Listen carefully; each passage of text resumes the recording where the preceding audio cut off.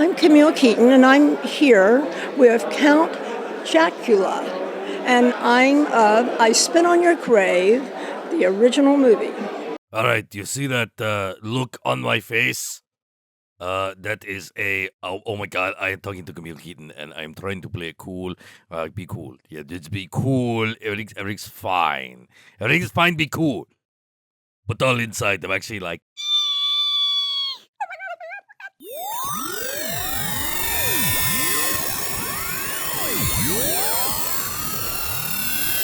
Greetings, Fright Nights and Monster Girls. It's your old pal Count Jackula from the planet Dracula here today at the Days of the Dead Festival in Burbank, California with Camille Keaton, Hello. the famous actress who played Jennifer Hills in Day of the Woman, a.k.a. I Spit on Your Grave. Yes. How has life been since the movie? Well, there's a lot of life that happened since the movie, because that movie, we filmed it in 1977, 76, 77, and yeah, thank you. So a lot has happened. I've been married twice, and I've lived, we moved from New York out to Los Angeles, California, lived here for a long time, and then I presently live in Florida. How are you finding Florida? Hot, but it's nice. It's different. I like it. I have some good friends there. I have to ask, like, when you played the character of Jennifer Hills, she seems to be a very, very smart and capable person, and is naive only in terms of this horrible situation she finds herself in. Was that something that you had determined going in? Well, I think that's what the writer determined, but how do you see her? What do you mean as in naive?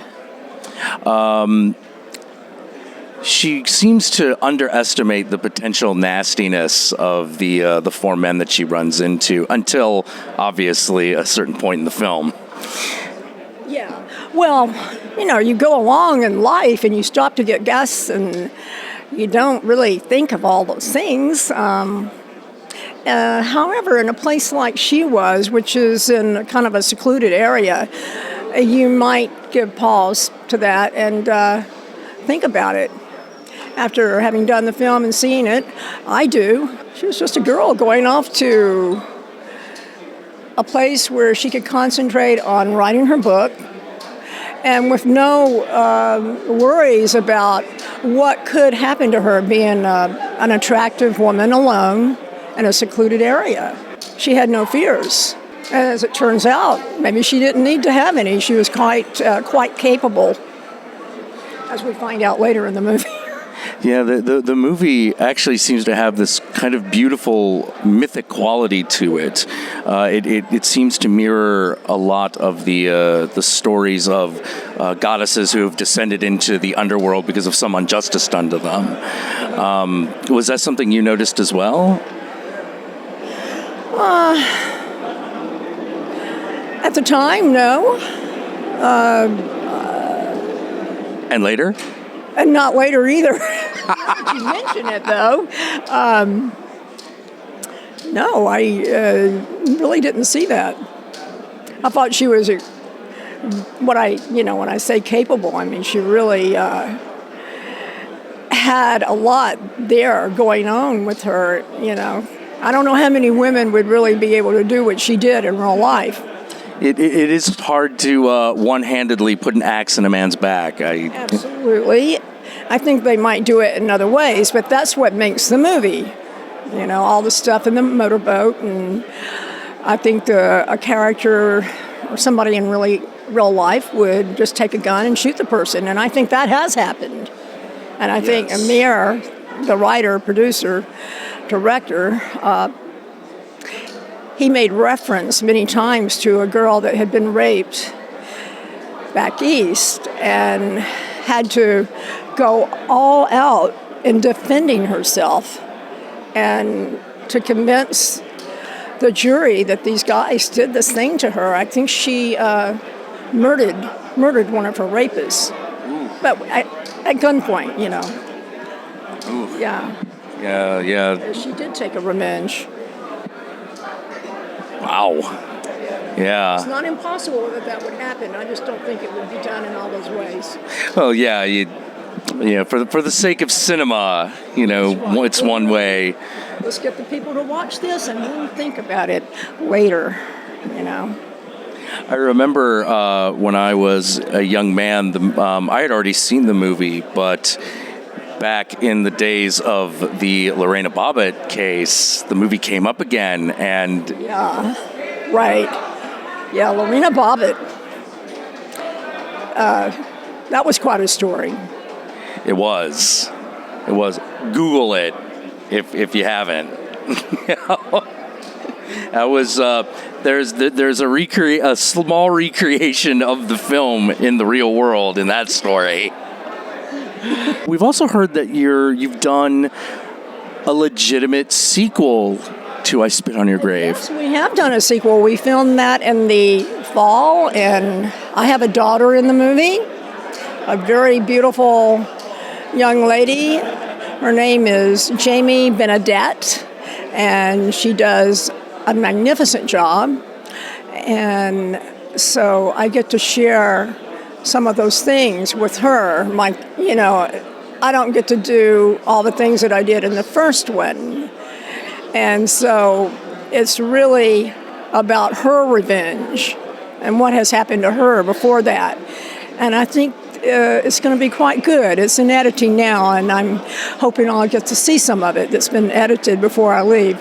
So is the idea that Jennifer is kind of mentoring this girl through this process? Well, I can't say that much about it.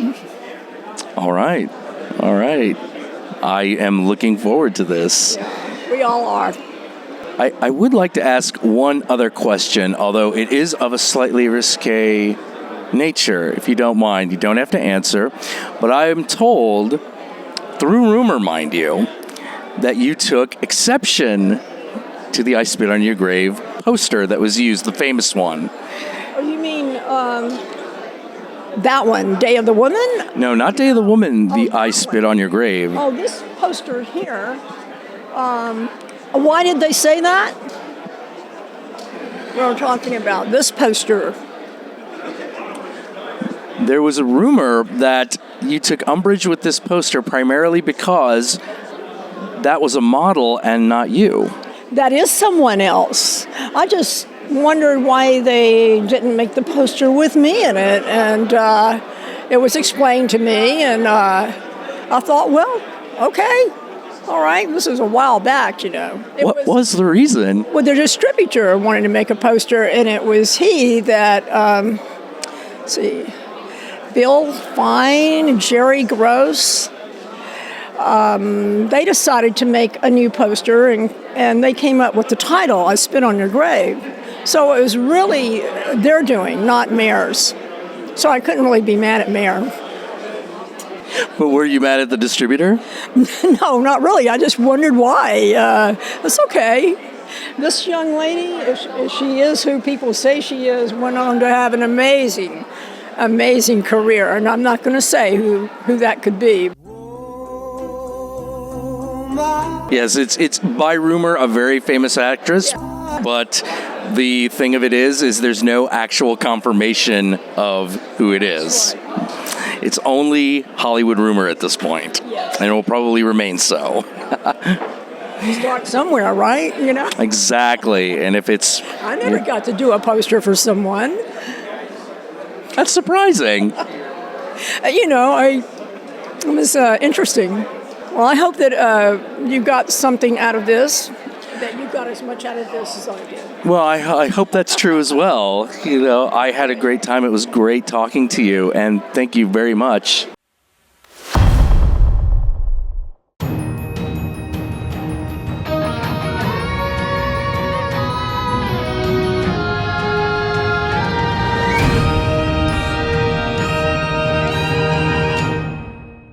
Fuck you.